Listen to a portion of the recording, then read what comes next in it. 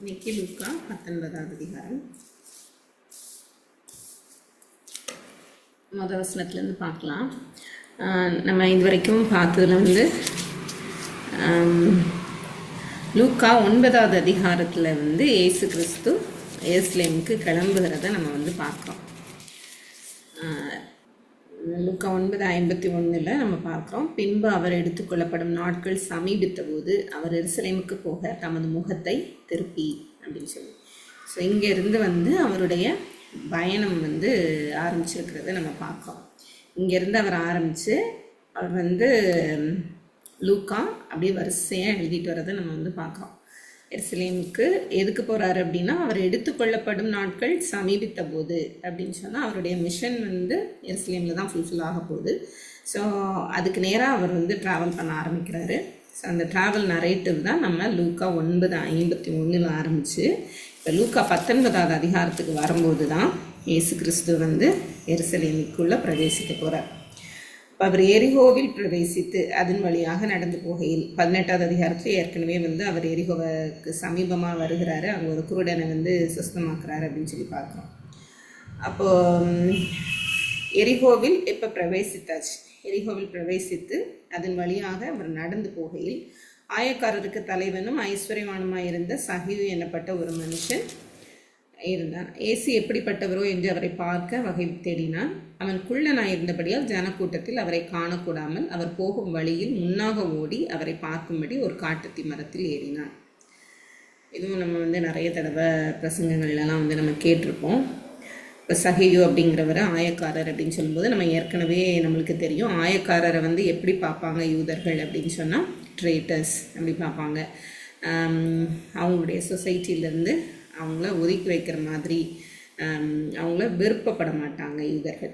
So அப்படிப்பட்ட ஒரு இடத்துல தன்னுடைய உத்தியோகத்தை செய்துட்டு இருந்த அந்த சகையை வந்து அவர்களுக்கு தலைவன் அப்படின்னு சொல்லப்பட்டிருக்கு. அப்போ எவ்வளவாய் வந்து அவங்கள வெறுப்பாங்க அப்படின்னு நம்மளுக்கு புரிந்து கொள்ளலாம். அவன் ஐஸ்வர்யவானாக இருந்தான். அவன் வந்து குள்ளமாக இருந்ததுனால ஒரு காட்டத்தி மரத்தில் ஏறினான் அப்படின்னு பார்க்குறோம். காட்டத்தி மரம் அப்படின்னு சொல்லும்போது அவங்களுடைய இதில் ரொம்ப கடகடன் சீக்கிரம் வளரக்கூடிய ஒரு மரம். அந்த மரத்தில் காய்க்கிற பழங்கள் காட்டத்தி வந்து ஏழை எளிய மக்களுக்கு உணவாக இருக்கும். அப்போது இங்கே வந்து சகையு அந்த மரத்தில் ஏறுறாரு அப்படின்னு சொல்லும்போது நல்ல ஐஸ்வர்யவான்கள் வந்து நல்ல அங்கிகள் வந்து போட்டிருப்பாங்க. அதெல்லாம் தூக்கி மடித்து மேலே ஏறணும் அப்படின்னு சொல்லும்போது அவர் தன்னுடைய ப்ரைடு, தனக்கு இருக்க அந்தஸ்து அதெல்லாம் அவர் யோசித்து பார்க்காம அவர் ஏறுறதை நம்ம பார்க்குறோம். அப்போ அந்த அளவுக்கு வந்து இயேசு கிறிஸ்துவ மேலே அவர் யார், அவர் எப்படிப்பட்டவர்னு பார்க்குறதுக்கு அவருக்கு விருப்பம் அப்படின்னு. இப்போ இயேசு அந்த இடத்தில் வந்தபோது அண்ணாந்து பார்த்து அவனை கண்டு, சகையுவே நீ சீக்கிரமாக இறங்கி வா, இன்றைக்கு நான் உன் வீட்டிலே தங்க வேண்டும் என்றார். இப்போ எல்லாமே தேவனுக்கு வந்து முன்பாகவே தெரியும். அந்த இடத்துல ஒரு காட்டத்தி மரம் வரணும், சகை அதில் ஏறணும், இயேசு கிறிஸ்துவ அதன் மூலமாக வந்து சகையிட்ட பேசணும். இது எல்லாமே வந்து தேவன் திட்டம் பண்ணியிருக்கிற காரியம். இப்போ அந்த இடத்துல ஆயக்காரருக்கு தலைவன் அப்படின்னு சொல்லும்போது பாவையை போல யோசித்து ஏற்றுக்கொள்ளப்படுகிற ஒரு மனிதன் அந்த சமுதாயத்தில். இப்போ அவனை பார்த்து இயேசு கிறிஸ்து வந்து சொல்கிறாரு, நீ சீக்கிரமாக இறங்கி வா. வசனம் 6 சொல்லுது, அவன் சீக்கிரமாக இறங்கி சந்தோஷத்தோடு அவரை அழைத்து கொண்டு போனான். உடனே அவன் கீழ்ப்படுகிறத பார்க்குறோம். அதை கண்ட யாவரும் இவர் பாவியான மனுஷரிடத்தில் தங்கும்படி போனார் என்று முறுமுறுத்தார்கள். ஸோ கண்டினியூஸாகவே லூக்கா வந்து சொல்லிட்டு வர்றது என்ன அப்படின்னு சொன்னால், இந்த சொசைட்டி பாவிகள் அப்படின்னு சொல்லி ஒரு கூட்டத்தாரை வந்து ஒதுக்குது.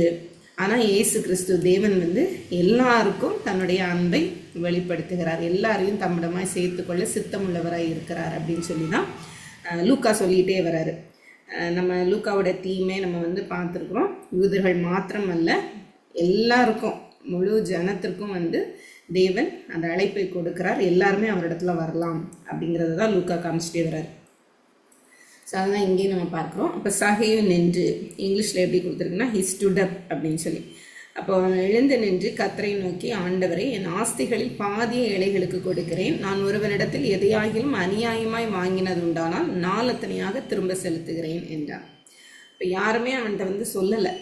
இப்போ இயேசு கிறிஸ்துவை பார்த்த உடனே அவர் வந்து என்னுடைய வீட்டில் வந்து தங்குறாரு அப்படின்னா, அவர் அவ்வளோ ஐஸ்வர்யமான இருந்தாலும் சொசைட்டியில் ஒதுக்கப்பட்டவராக கருதப்படும் போது தேவன் தன்ன இடத்துல வராரு அப்படிங்கிற ஒரு சந்தோஷத்தில் அவர் வந்து என்ன சொல்கிறாருன்னா, ஆஸ்தியில் பாதியை ஏழைகளுக்கு கொடுக்கிறேன் அப்படின்னு.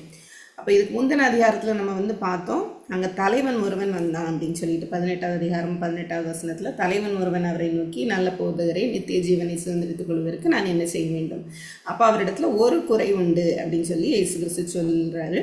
சொல்லிட்டு நீ வந்து உனக்கு உண்டானவைகளெல்லாம் விற்று தரித்திரருக்கு கொடு அப்படின்னு சொல்கிறார். ஸோ இந்த கான்ட்ராஸ்டை லூக்கா வந்து தன்னுடைய ஆடியன்ஸ்க்கு காமிக்கிறார்.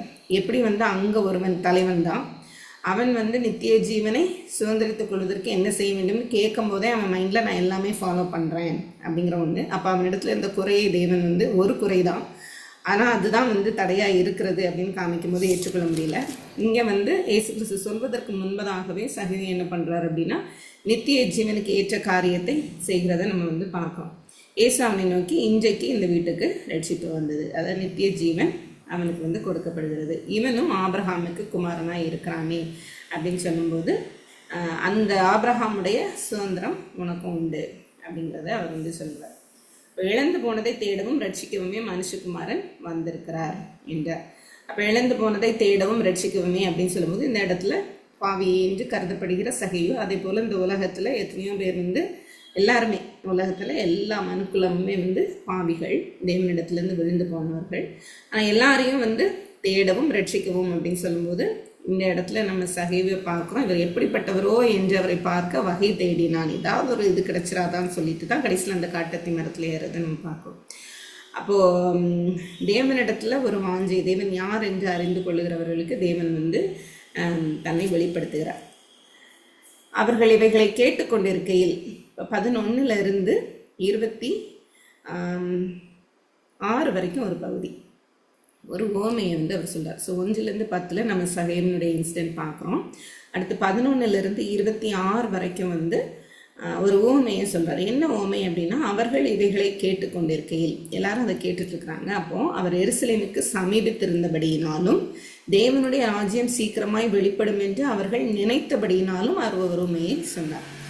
அப்போ எப்போவுமே வந்து நம்ம பார்க்குற மாதிரி ஓமை வந்து எதற்காக சொல்கிறாரு அப்படிங்கிறத நம்ம பார்க்கணும். இந்த இடத்துல அவர் வந்து சொல்கிறாரு, எருசலேமுக்கு சமீபித்திருந்தபடினால். 9வது அதிகாரத்தில் ஆரம்பித்து இப்போ வந்திருக்கிறார், எருசலேமுக்கு சமீபிக்கிறாரு. இப்போ தேவனுடைய ராஜ்யம் சீக்கிரமாய் வெளிப்படும் என்று அவர்கள் நினைத்தபடியினாலும், இப்போ தேவனுடைய ராஜ்யம் சீக்கிரமாய் வெளிப்படும் அப்படின்னு சொல்லும்போது அவங்க எப்படி நினச்சிட்டு இருக்கிறாங்க அப்படின்னு சொன்னால், இவர் ரோமர்களுக்கு அகெயின்ஸ்டாக எழும்புவார். ஏன்னா எருசலேமில் தான் வந்து சென்டர். அப்போது அந்த இடத்துல வந்து இவர் ரோமர்களுக்கு அகெயின்ஸ்டாக எழும்பி ஃபிசிக்கலாக ஒரு கிங்டம் வந்து ஸ்தாபிக்க போகிறாரு அப்படின்னு சொல்லி எல்லாருக்கும் ஒரு ஆவல், எதிர்பார்ப்பு இருந்தது. ஏன்னா அவர்களை பொறுத்த வரைக்கும் மேசியா வந்து அதுக்கு தான் வர்றாரு அப்படின்னு. அதனால் இவர் அவர்களுடைய நினைவை அறிந்து ஒரு ஓமையை சொல்கிறார். அப்போ அந்த ஓமையில் என்ன சொல்ல போகிறாரு அப்படின்னா, தேவனுடைய ராஜ்யம் சீக்கிரமாய் வெளிப்படும் என்று அவர்கள் நினைத்தபடினால். அப்போ நீங்கள் தேவனுடைய ராஜ்யத்தை எப்படி நினைத்து கொண்டு இருக்கிறீங்க, அது சீக்கிரமாய் வெளிப்படுங்கிற ஆவல் எப்படி அவங்களுக்கு வந்து வருது, இவர் வந்து தேவனுடைய ராஜ்யம் எப்படிப்பட்டது அப்படிங்கிற ஒரு கிளாரிட்டியை இந்த ஓமையில் கொடுக்குறார். பிரபுவாகிய ஒருவன் ஒரு ராஜ்யத்தை பெற்றுக்கொண்டு திரும்பி வரும்படி தூர தேசத்துக்கு போக புறப்பட்டான்.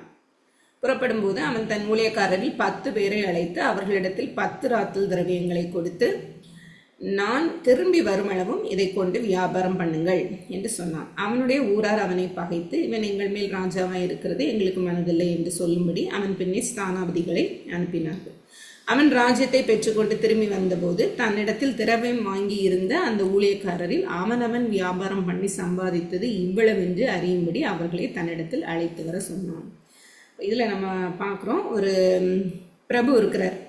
அவர் வந்து ராஜ்யத்தை பெற்றுக்கொண்டு திரும்பி வரும்படி தூர தேசத்துக்கு போக புறப்பட்டான்.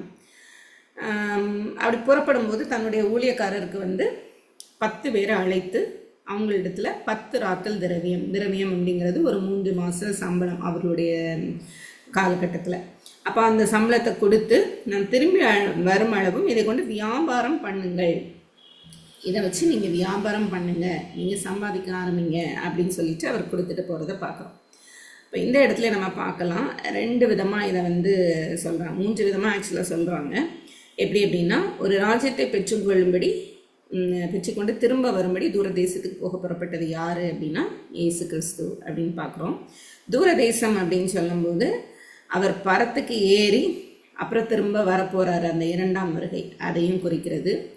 இன்னொரு விதத்தில் எப்படி அதை பார்க்கலாம் அப்படின்னா, ஒரு ராஜ்யத்தை பெற்றுக்கொண்டு திரும்ப வரும்படி அப்படின்னு சொல்லும்போது அவர் சிலுவைக்கு நேராக செல்லுகிறார். அவர் உயிர்த்தெழும்போது தேவனுடைய ராஜ்யம் இங்கே ஸ்தாபிக்கப்பட்டாயிற்று அப்படின்னு வெளிப்படுகிறது. அவர் தான் தேவன் அப்படிங்கிறது அவருடைய உயிர்த்தெழுதலில் தான் வந்து எல்லாருக்கும் வெளிப்பட ஆரம்பிக்கிறது. சீஷர்களும் புரிந்து கொள்கிறாங்க. ஸோ அந்த பெந்தேகோஸ்தே நாளின் வேளையில் வந்து தேவனுடைய ராஜ்யம் திரும்ப அவர் ஸ்தாபித்து அவர் வர்றதை நம்ம வந்து பார்க்கிறோம் பரிசுத்த ஆவியாக. அப்போது இது 2வது வியூ. 3வது வந்து என்ன அப்படின்னு சொன்னால், அந்த காலத்தில் இருந்த ஏரோது மன்னர் வந்து ரோமுக்கு சென்றார். சீசர் இடத்துல போய் தன்னுடைய ராஜ்யத்தை தக்க வைத்துக் கொள்வதற்காக பேச போகிறார். ஸோ இந்த 3 வியூ வந்து அவங்க எடுத்துக்கிறாங்க. அதில் அதாவது விளக்கப்படுத்தும் போது இது ஸ்டில் வந்து ஒரு டிபேட்டாக வந்து இருக்கிறதா ஸ்காலர்ஸ் வந்து ஒரு டிபேட்டபிள் பேரபிளாக இது வந்து இருக்குது. அதில் நான் எடுத்துக்கொண்டது என்ன அப்படின்னு சொன்னால், 2 வியூவுமே எடுத்துக்கொள்ளணும். ட்ரெடிஷ்னலாக நம்ம பார்க்குற மாதிரி ஒரு ராஜ்யத்தை பெற்றுக்கொண்டு திரும்ப வரப்போகிறது இயேசு கிறிஸ்து. எய்தர் அது எப்போ இருக்கலாம் அப்படின்னு சொன்னால் இயேசு கிறிஸ்துவனோட உயிர்த்தெழுதல், அப்படி இல்லைன்னா 2ஆம் வருகை. ஸோ இந்த 2 கண்ணோட்டத்திலையும் வச்சு கூட நம்ம வந்து இதை பார்க்கலாம். இப்போ அவனுடைய ஊரார் அவனை பகைத்து அப்படின்னு சொல்லும்போது அது யூதர்களை குறிக்கிறது. பரிசேய வேதபாரகர் அவரை நிராகரிக்கிற கூட்டத்தாரை குறிக்கிறது. அவர்களுடைய உயிர்த்தெழுதியின் காலத்தில் அந்த பீரியடில் அப்படின்னு எடுத்துக்கிட்டோம் அப்படின்னு சொன்னால், அவருடைய ஊரார் அவனை பகைத்து அப்படின்னு சொல்லும்போது அந்த ஃபைனல் செகண்ட் கம்மிங்கில் அப்படின்னு பார்க்கும்போது இந்த முழு உலகத்துலேயும் தேவனை நிராகரிக்கிறவர்கள் அப்படின்னு சொல்லி நம்ம எடுத்துக்கலாம். ஸோ அவங்க வந்து என்ன பண்ணுறாங்க அப்படின்னு சொன்னால், அவன் பின்னே ஸ்தானாபதிகளை அனுப்பினார்கள். இவன் எங்கள் மேல் ராஜாவாய் இருக்கக்கூடாதுங்கிற மாதிரி ஸ்தானாபதிகளை அனுப்புகிறாங்க. அப்போ இயேசு கிறிஸ்துவை விசுவாசியாதவர்கள் வந்து இயேசு கிறிஸ்துவை ராஜாவாக ஏற்றுக்கொள்ள விரும்பாதவர்கள்ங்கிறது நம்மளுக்கு புரியுது. அவன் ராஜ்யத்தை பெற்றுக்கொண்டு திரும்பி வந்தபோது தன்னிடத்தில் திரவியம் வாங்கியிருந்த அந்த ஊழியக்காரரில் அவன் வியாபாரம் பண்ணி சம்பாதித்தது இன்னவென்று அறியும்படி அவர்களை தன்னிடத்தில் அழைத்து வர சொன்னான். ஸோ இது வந்து 2 வியூ நம்ம பார்த்துட்ருக்குறோம். ஸோ ஃபர்ஸ்ட் வியூவில் வந்து அவர் என்ன பண்ணுறாரு, சீஷர்களுக்கு தன்னுடைய ஊழியத்தை வந்து கொடுக்குறாரு. அவர் கடந்து செல்லும்போது இவர்களுக்கு எப்படி எப்படி காஸ்பலை தேவனுடைய ராஜ்யத்தை குறித்து பிரசங்கிக்க வேண்டும் அப்படின்லாம் அவர் வந்து சொல்கிறத நம்ம பார்க்குறோம். ஸோ அது ஒரு வியூ. அப்போ அவங்களுடைய இப்போ ஒருத்தருக்கு வந்து ஒரு 10 பட்டணத்துக்கு போகக்கூடிய வாய்ப்பு, ஒருத்தருக்கு ஒரு 2 பட்டணத்துக்கு போகக்கூடிய வாய்ப்பு, இயேசு கிறிஸ்துவின் சுவிசேஷத்தை எடுத்து செல்வதற்கு. இதை தான் அந்த திரவியம் அப்படிங்கிறத நம்ம பார்க்குறோம். அதே போல் 2ஆம் வருகை அந்த கடைசி காலம்னு சொல்லும்போது சீஷர்கள் மாத்திரம் இல்லை, தேவனை விசுவாசிக்கிற எல்லாருக்கும் கொடுக்கப்பட்ட கடமைகள் தான் அந்த திரவியங்கள். இயேசு கிறிஸ்துவை குறித்தான காரியங்களை வெளியில் வந்து எடுத்து சொல்வது.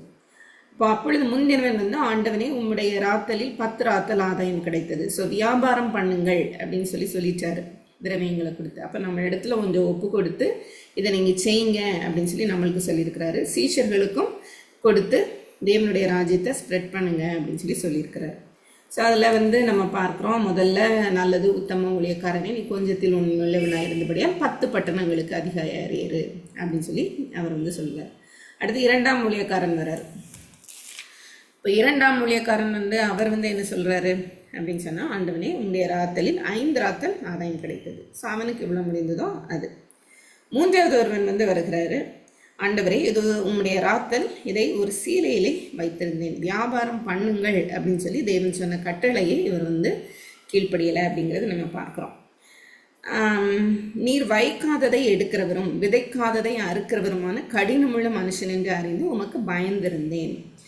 அப்போ இந்த இடத்துல நம்ம பார்க்கும்போது தேவனுடைய தண்டனைக்கு என்று பயந்திருந்து அவர் கொடுத்த பொக்கிஷங்களை என்ன செய்வது என்று சரியான விதத்தில் யூஸ் பண்ணாதவங்களை குறித்து இங்கே வந்து சொல்லப்படுகிறது.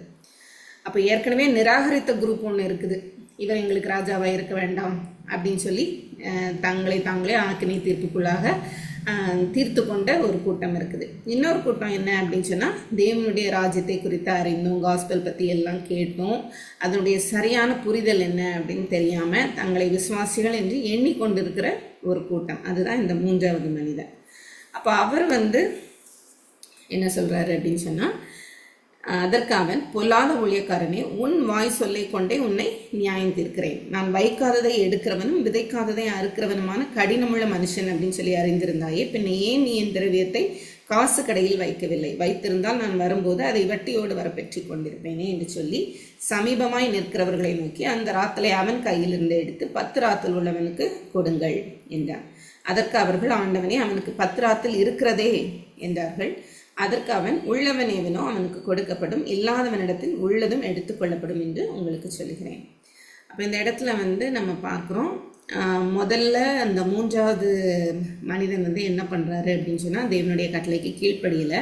ஆனால் அவர் என்ன நினச்சிக்கிறாரு அப்படின்னு சொன்னால், தேவனிடத்தில் தண்டனை பெறாமல் இருந்தால், இதை செய்தால் நான் தண்டனை பெறாமல் இருந்துருவேன் அப்படின்னு சொல்லி அவர் வந்து ஒரு நம்பிக்கை வைத்திருந்தார். இப்படி தான் நியாயப்பிரமாணத்தை ஃபாலோ பண்ணுறவங்களும் வந்து இருந்தாங்க. அவங்களுக்கு கொடுக்கப்பட்டது தேவனுடைய வார்த்தை. ஆனால் அவங்க வந்து என்ன நினச்சாங்கன்னா, நாங்கள் கரெக்டாக ஃபாலோ பண்ணுறோம், நாங்கள் விசுவாசிகள் தான், நாங்கள் தேவனுடைய பிள்ளைகள் தான் நினச்சிட்டு தவறாக வந்து அவங்க தேவனை அறிந்திருந்தாங்க அப்படின்னு சொல்லி பார்க்குறோம். அப்போ அவங்க வந்து இந்த மாதிரி இருக்கும்போது தேவன் வந்து என்ன பண்ணுறாரு அப்படின்னா, அவங்களிடத்திலிருந்து எடுத்து அது யார் யூஸ் பண்ணிட்டு இருக்காங்களோ அவங்களுக்கு கொடுக்கப்படுகிறது. உள்ளவன் எவனும் எவனுக்கும் கொடுக்கப்படும், இல்லாதவனிடத்தில் உள்ளதும் எடுத்துக்கொள்ளப்படும். அப்போ இல்லாதவனிடத்துலன்னு சொல்லும்போது இந்த 3வது மனுஷத்தில் கொடுக்கப்பட்டிருந்தது. ஆனால் அவனுக்கு வந்து அதனுடைய வேல்யூ தெரியலை, அதனுடைய பொருள் என்னன்னு தெரியலை, தேவன் எப்படிப்பட்டவர்னு தெரியல, அவனுடைய எஜமான் எப்படிப்பட்டவர் என்பது வந்து தெரியல.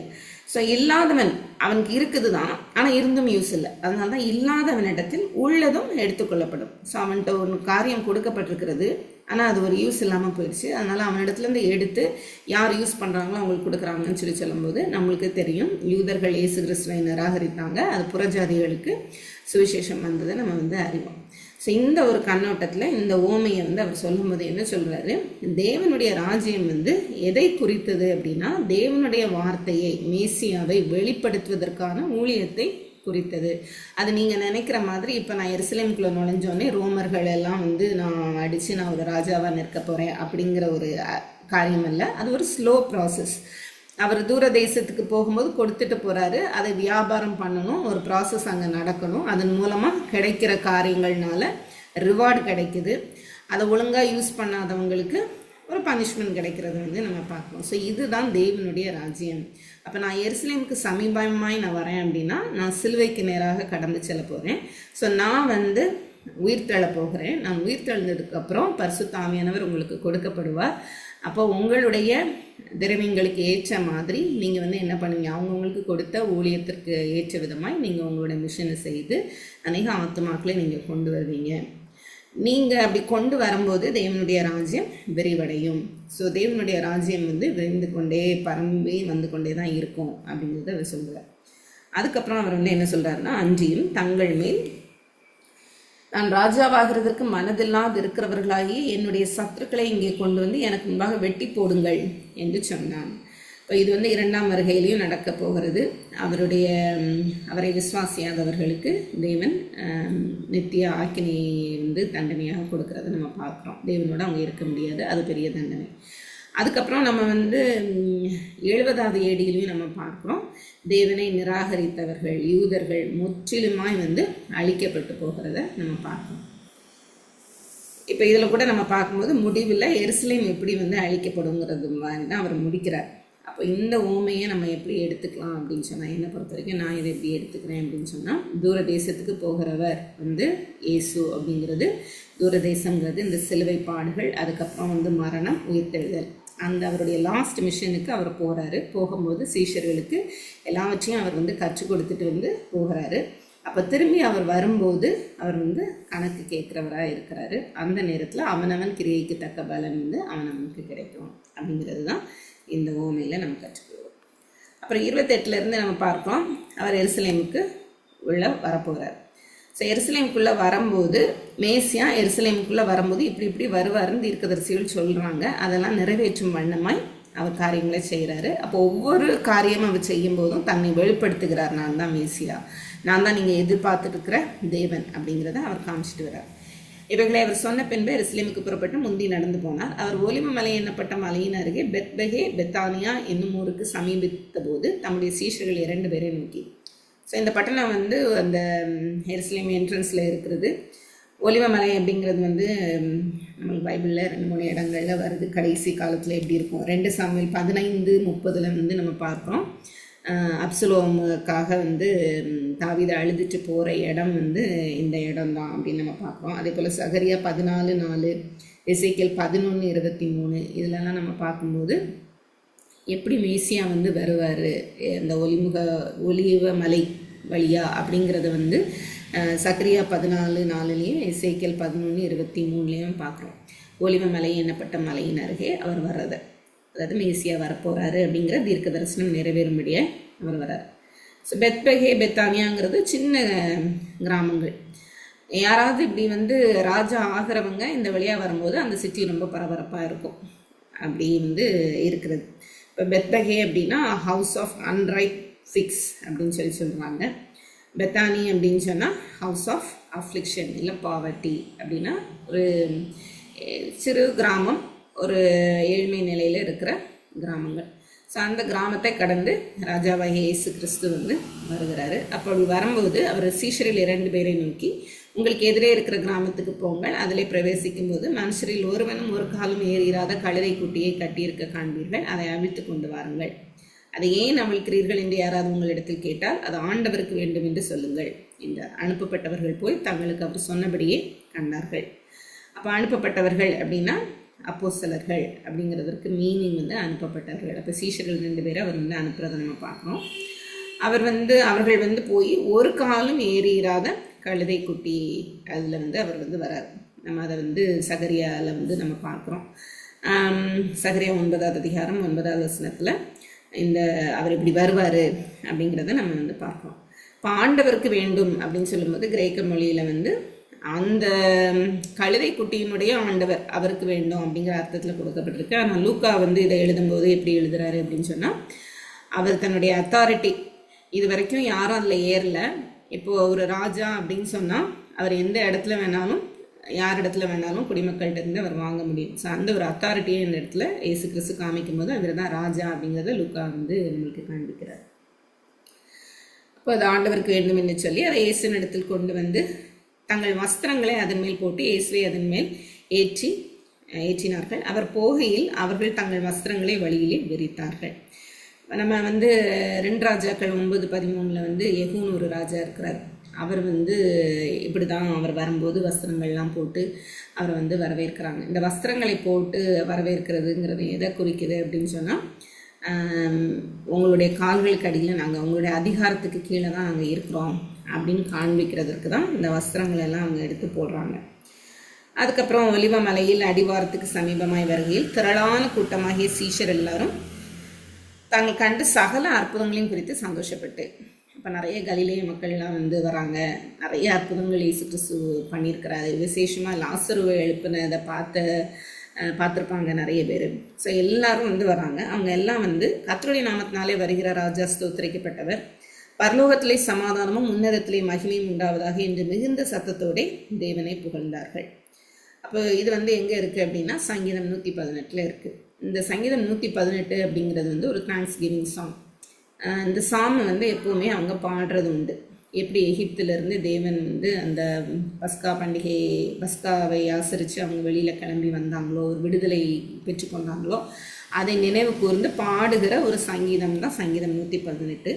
ஸோ அந்த சங்கீதம் 118 பாடலை பாடுறாங்க. அதில் கர்த்தருடைய நாமத்தினாலே வருகிற ராஜா, அங்கே வருகிறவர் போட்டிருக்கு, இங்கே வருகிற ராஜா ஸ்தோத்திரிக்கப்பட்டவர் அப்படின்னு சொல்லும்போது ஜனங்கள் எல்லாம் இவர் தான் மேசியா அப்படின்னு அங்கீகரிக்கிறாங்க. இவர் தான் வர வேண்டிய ராஜா அப்படின்னு சொல்லி அங்கீகரிக்கிறாங்க. நம்ம இதே லூக்காவில் 2ஆவது அதிகாரத்தில் மேய்ப்பர்கள் இடத்துல தூதர்கள் சொல்லும்போது நம்ம பார்க்குறோம் 2:14 உன்னதத்தில் இருக்கிற தேவனுக்கு மகிமையும் பூமியிலே சமாதானமும் அப்படின்னு பார்க்குறோம் லூக்கா 2:14. ஆனால் இங்கே நம்ம பார்க்கும்போது பரலோகத்திலே சமாதானம். அப்போ இயேசு கிறிஸ்து வரும்போது பூமியிலே சமாதானம் அப்படின்னு சொல்லி நம்ம பார்க்குறோம். அதாவது பூமியில் இருக்கிற மக்களுக்கு தேவனோடு சமாதானத்தை ஏற்படுத்துவதற்கு இவர் பிறந்திருக்கிறார் அப்படின்னு. இப்போ ஜனங்கள் பாடும்போது சொல்கிறாங்க பரலோகத்திலே சமாதானமும் உன்னதத்திலே மகிமையும் உண்டாவதாக. ஏன் அப்படின்னா இப்போ இவர் எருசலேமுக்குள்ளே வராரு. அடுத்து சிலுவை மரணம் அப்படிங்கிற ஒரு காரியத்தினால அவர் சத்ருவை ஜெயிக்கிறத நம்ம பார்க்கலாம். இதனால என்ன நடக்குது அப்படின்னு சொன்னால், பரலோகத்திற்கு அவர் எடுத்து செல்லப்பட்ட பின்பாக அவர் நமக்குள்ளாக வாசம் பண்ணுகிறதற்கு இந்த திட்டம் நிறைவேறுகிறது. தேவனுடைய திட்டம் நிறைவேறுகிறது. அதனால பரலோகத்தில் இருக்கிறவர்களும் பூலோகத்தில் இருக்கிறவர்களும் நம்ம ஒப்புரவாகிறோம். இதை தான் கொலோசையரில் நம்ம பார்க்கும்போது கொலோசையர் 1ஆம் அதிகாரம் 20வது வசனம். அதில் வந்து சொல்லப்பட்டிருக்கு, அவர் சிலுவையில் சிந்துத இரத்தத்தினாலே சமாதானத்தை உண்டாக்கி பூலோகத்தில் உள்ளவைகள் பரலோகத்தில் உள்ளவைகள் யாவையும் அவர் மூலமாய் தமக்கு ஒப்புரவாக்கி கொள்ளவும் அவருக்கு பிரியமாயிற்று. அப்போ பரலோகத்தில் உள்ளவைகள் பூலோகத்தில் உள்ளவைகள் அப்படின்னு சொல்லும்போது spiritual realm and this worldly realm, physical realm ரெண்டுக்கும் வந்து ஒரு பிளவு இருந்தது. இயேசு கிறிஸ்து தான் வந்து அதை ஒப்புரவாக்குகிறார் அப்படின்னு பார்ப்போம். அதனால தான் பரலோகத்தில் சமாதானம் அப்படின்னு பார்ப்போம். அப்பொழுது கூட்டத்தில் இருந்த பரிசேயர் சிலர் அவரை நோக்கி, போதகரே, உம்முடைய சீஷரை அதட்டும் என்றார்கள். இவங்கெல்லாம் வந்து பரிசேயர் எல்லாருமே இருக்காங்க. அவங்களுக்குலாம் வந்து ரொம்ப எரிச்சலாக வருது. அதட்டும் அப்படின்னு சொல்லும்போது அவங்களுக்கு விருப்பம் இல்லை. ஏன்னா இது வந்து எப்படி மாறுது அப்படின்னு சொன்னால், இந்த வசனங்கள் எல்லாம் பாடும்போது அது எப்படி மாறுது அப்படின்னு சொன்னால், மேசியா ராஜா என்று சொல்லி ஜனங்கள் அங்கீகரிக்கிறாங்க. இப்போ ஏற்கனவே உள்ள ப்ரெஷர் இருக்குது. அந்த நம்ம ஏற்கனவே பார்த்த மாதிரி ஏரோது ராஜா வந்து ரோமுக்கு போய் சீசர் இடத்துல வந்து தன்னை ராஜாவாக ஏற்றுக்கொள்ளும்படியாக யூதர்கள் மத்தியில் அவருக்கு ஒரு பிரச்சனை வருகிறது. அப்போ அந்த அந்தஸ்து வேண்டும்னு சொல்லி அங்கே போயிருக்கிறாரு. இப்போ அதே நேரத்தில் இயேசு கிறிஸ்துவ ராஜா அப்படின்னு சொல்லும்போது ஒரு பொலிட்டிக்கல் ப்ரெஷர் இருக்கிறத வந்து நம்ம இந்த இடத்துல பார்க்கலாம். அதனால பரிசேயர் வந்து அதட்டுறாங்க. ஏன்னா பரிசேயருக்கு வந்து ஏரோதின் இடத்துலையும் ஒரு அலையன்ஸ்லாம் இருக்குது அவங்களுக்கு. அதனால் அவங்க வந்து ஒரு தங்களுடைய நிலை என்ன ஆகுமோ அப்படிங்கிற ஒரு காரணம், அப்புறம் பொறாமை, இதெல்லாம் வந்து அவங்க என்ன பண்ணுறாங்கன்னா சீஷரை அதட்டும் அப்படின்னு சொல்லுவாங்க. அவர்களுக்கு அவர் பிரதித்திரமாக, இவர்கள் பேசாமல் இருந்தால் கல்லுகளே கூப்பிடும் அப்படின்னு சொல்லும்போது, இந்த நேரத்தில் கூட இயேசு கிறிஸ்துவ மேசியான்னு அறியாமல் ஜனங்கள் இருப்பார்களானால் அடுத்து கிரியேஷனே வந்து பேசும் அப்படிங்கிறது தான் அவர் சொல்கிறார். கல்லுகள் பேச முடியாது, அப்போது அதுகளே வந்து வெளிப்படுத்தும் இவர் தான் மேசியா என்று சொல்லி அப்படிங்கிறத அவர் சொல்கிறார். அவர் சமீபமாய் வந்தபோது நகரத்தை பார்த்து, அதாவது எருசலேமை பார்த்து அதற்காக கண்ணீர் விட்டு அழுது, உனக்கு கிடைத்த இந்த நாளிலாகிலும் உன் சமாதானத்துக்கு ஏற்றவைகளை அறிந்திருந்தாயானால் நலமாயிருக்கும், இப்பொழுதோ அவைகள் உன் கண்களுக்கு மறைவாயிருக்கிறது. இது நம்ம ரீசெண்டாக சர்மனில் கூட இந்த போன வெள்ளிக்கிழமை பார்த்தோம். அப்போது கண்ணீர் விட்டு அழுது அப்படின்னு சொல்லும்போது, இந்நாள் வந்து இன்னும் கொஞ்ச நேரம் தான் அப்படின்னு சிஷ்யரிடத்துல சொல்லிட்டு வந்தார் பழைய முந்தின அதிகாரங்கள் எல்லாம். இப்போ அந்த நாள் முடிய போகுது. இன்னும் அடுத்து வந்து அவர் சிலுவையில் ஏறணும். அந்த நாள் நெருங்கிச்சு. அதனால் அவர் வந்து கண்ணீர் விட்டு அழுதார். இன்னும் வந்து உண்மை டைம் இல்லை அப்படிங்கிறத பார்த்து அவர் அழுதார். உனக்கு கிடைத்த இந்த நாளிலாகிலும் முன் சமாதானத்துக்கு ஏற்றவைகளை அப்படின்னு சொல்லும்போது, மேசியா தேவன் இவர் தான் அப்படின்னு நீங்கள் அக்செப்ட் பண்ணிங்கன்னா அதுதான் உங்களுக்கு சமாதானம். பூமியிலையும் பரலோகத்திலையும் உங்களுக்கு ஒரு சமாதானம் இருக்கும். ஆனால் நீங்கள் அதை வந்து பார்க்கலை, அறிந்திருந்தாயானால் நீங்கள் அறிந்து கொள்ளலை, இப்பொழுதோ அவைகள் உங்கள் கண்களுக்கு மறைவாய் இருக்கிறது அப்படின்னு சொல்லி. ஏன்னா அவங்க வந்து இருதய கடினத்தோடு இருக்கிறாங்க. பரிசேயர் கூட வந்து புரிந்து கொள்ளலை, பாரகர் புரிந்து கொள்ளலை, யாருமே புரிந்து கொள்ளலை. இப்போ உன்னை சந்திக்கும் காலத்தை நீ அறிமையாமற் போனபடியினால், மேசியா வந்து இந்த காலத்தில் வருவாருன்னு சொல்லிட்டு வேத வாக்கியங்கள் எல்லாம் சொல்லப்பட்டு இருக்கிறது. நீங்கள் எப்படி நிதானிக்காமல் இருக்கிறீங்கன்னு முந்தின அதிகாரங்களில் அவர் சொல்கிறார் இயேசு கிறிஸ்து. அதையே மறுபடியும் சொல்கிறார், உன்னை சந்திக்கும், நான் இப்போ உன்னை சந்தித்திருக்கிறேன், அந்த காலத்தை நீ அறியாமற் போனபடினால் உன் சத்துருக்கள் உன்னை சூழ மதில் போட்டு உன்னை வளைந்து கொண்டு எப்பக்கத்திலும் உன்னை நெருக்கி. இதெல்லாம் எப்போ நடக்குதுன்னா அந்த 70வது AD நடக்குது. உன்னையும் உன்னில் உள்ள உன் பிள்ளைகளையும் தரையாக்கி போட்டு உன்னிடத்தில் ஒரு கல்லின் மேல் ஒரு கல் இராதபடி செய்யும் நாட்கள் உனக்கு வரும் என்றார். அதாவது எருசலேமை பார்த்து அவர் சொல்கிறார். எருசலேம் வந்து 70வது AD முற்றிலுமாய் அழிக்கப்பட்டு ஒரு கல்லின் மேல் ஒரு கல் இராதபடிக்கு அழிந்து போயிடுச்சு. எருசலேம் இஸ்ரவேலுங்கிற ஒரு இடம் அங்கே இருந்தது அப்படிங்கிற ஒரு தடயமே இல்லாதபடிக்கு முழுவதுமாய் அழித்து போட்டாங்க 70வது AD. ஸோ அதை தான் வந்து அவர் சொல்கிறார். பின்பு அவர் தேவாலயத்தில் பிரவேசித்து அதில் விற்கிறவர்களையும் கொள்ளுகிறவர்களையும் புறம்பே துரத்த தொடங்கி, என்னுடைய வீடு ஜெப வீடாக இருக்கிறது என்று எழுதியிருக்கிறது, நீங்களும் அதை கள்ளர் குகையாக்கினீர்கள். ஸோ நம்ம ஏற்கனவே லாஸ்ட் டைம் பார்த்தது போல் தேவாலயத்தில் வந்து இந்த கோர்ட் ஆஃப் ஜென்டைல்ஸ் அப்படின்னு இருக்குது, அப்புறம் கோர்ட் ஆஃப் விமென் அப்படிங்கிறது இருக்குது. ஸோ வெளியில் இருக்கிற கோர்ட் வந்து புறஜாதிகளுடைய ஏரியா.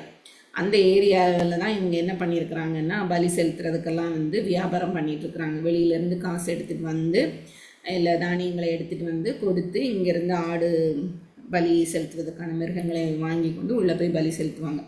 அதுக்கப்புறம் அதில் வட்டி இந்த மாதிரியெல்லாம் வந்து பண்ணிகிட்ருக்குறாங்க. அதனால் வெளியில் ஃபுல்லாக வந்து சந்தக்கடை மாதிரி வந்து இருக்கிறது. அப்போ அதுதான் அவர் வந்து கோவப்படுறாரு. என்னுடைய வீடு ஜெப வீடு என்று எழுதியிருக்கிறது. ஏசாயா 56:7 எரேமியா 7:11 அந்த வசனங்களை நம்ம பார்க்கலாம். நீங்களும் அதை கள்ளர் குகையாக்கினீர்கள். தேவனுடைய ஆலயம் அப்படிங்கிறது தேசம், தேவன் வாசம் பண்ணுகிற இடம் அப்படிங்கிறதையே அவங்க மறந்து அவங்க வந்து அங்கே எப்படி காசு சம்பாதிக்கிறது, எப்படி வந்து ஏமாத்துறது, எப்படி ஏழை எளிய மக்கள்கிட்டருந்து இன்னும் அதிகமாக வந்து பறித்து கொள்வது அப்படிங்கிற ஒரு இன்டென்ஷனில் அவங்க எல்லாம் பண்ணிட்டு இருக்கிறாங்க. அப்போ தேவன் அவர் அன்பானவர் அப்படிங்கிற கான்செப்டே மாறி எல்லாம் தலைகீழ இருக்கிறதுனால அவர் கோவப்படலை. அவர் நாடோறும் தேவாலயத்தில் உபதேசம் பண்ணி கொண்டிருந்தார். ஸோ அதுக்கப்புறம் அவர் வந்து தேவாலயத்தில் உபதேசம் பண்ணி கொண்டிருக்கிறார். ஏன்னா அவர் ரபி, அவர் போதகர் அப்படிங்கிறப்போ அவருடைய வார்த்தையை கேட்குற நிறைய பேர் இருக்கிறாங்க. பிரதான ஆசாரியரும் வேதபாரகரும் ஜனத்தின் மூப்பரும் அவரை கொலை செய்ய வகை தேடியும் ஜனங்கள் எல்லாரும் அவருக்கு செவி கொடுத்து அவரை அண்டிக் கொண்டிருந்தபடியினால் அதை இன்னபடி செய்யலாம் என்று வகை காணாதிருந்தார்கள். ஏகப்பட்ட ஜனங்கள், புறஜாதிகள் இருந்தாங்க, யூதர்கள் இருந்தாங்க, நிறைய பேர் இருந்ததுனால ஓப்பனாக இப்போ எப்படி அதை பண்ணுறதுன்னு அவங்களுக்கு தெரியலை. எடுத்த உடனே அவங்க வந்து குற்றம் சாட்டணும் முடியாது. அவங்களுடைய வேதத்தின்படியே நியாயப்பிரமாணத்தின்படியே சாட்சிகள் தேவை. ஆனால் எல்லாரும் அவரிடத்துல இருக்கிறாங்க அப்படின்னு சொல்லி அவங்க வந்து யோசித்து கொண்டு இருக்கிறாங்க.